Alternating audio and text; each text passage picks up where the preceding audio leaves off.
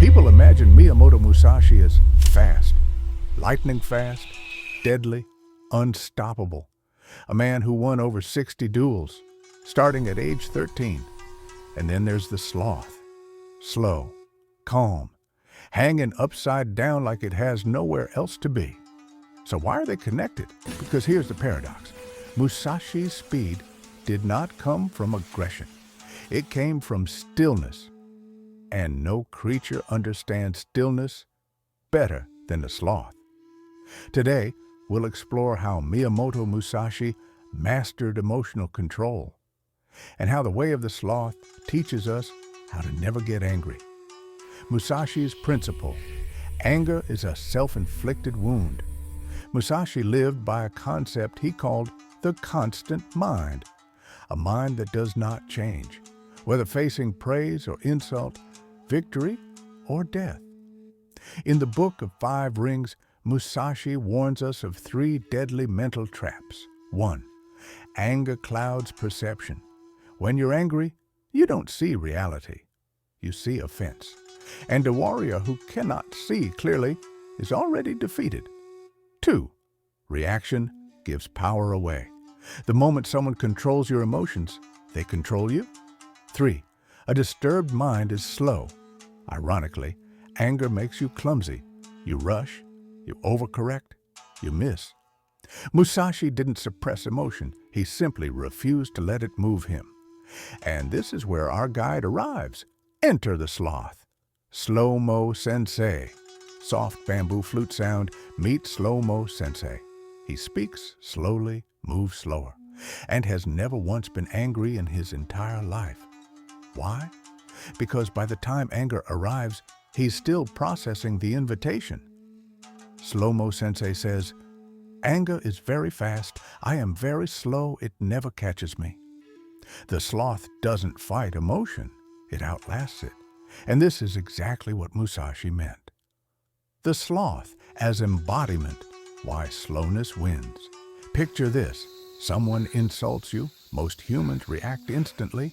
Shoulders tighten, heart rate spikes, mouth opens before the brain arrives.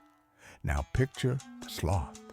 The insult arrives, travels slowly, gets lost somewhere around the third vertebra, and disappears. Not because the sloth is weak, but because its reaction time is longer than the lifespan of the emotion. Anger is short-lived by nature. It only survives if you move with it. Musashi knew this. He stayed neutral long enough for the opponent to collapse under their own emotion. The sloth does the same thing, accidentally mastering ancient philosophy. The movement principle, moving past anger. Watch a sloth reaching for a leaf. It doesn't rush. It doesn't panic. It doesn't scream at the branch. It simply continues. Slow, certain, unstoppable. Musashi would approve. Because anger tells you, stop everything, react now. The sloth replies, no, I am still moving forward. You don't win by force, you win by continuation. 3. Sloth-approved action steps. Let's translate this into practice. 1. The 2-second pause. Musashi never reacted instantly. Before responding, pause for 2 seconds. Drop your shoulders. Let the emotion peak and fall. Slow-mo sensei nods. 2 seconds is an eternity for anger. 2. Observe the leaf.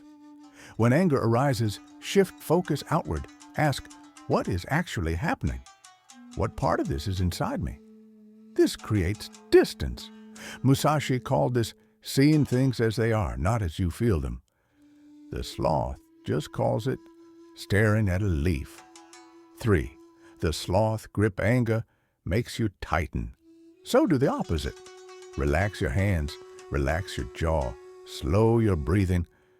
Musashi believed a relaxed body keeps a clear mind. A tense body invites emotional chaos. The sloth never grips tightly, and therefore never breaks. Conclusion: the final wisdom. Musashi was not calm because he was fearless. He was calm because he trained himself to remain unmoved. The sloth is not peaceful because life is easy.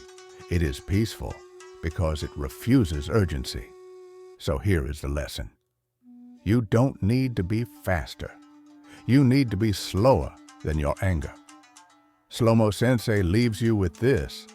If something makes you angry, you were already standing still. Just keep moving. Move slow, stay constant, and let anger starve on its own.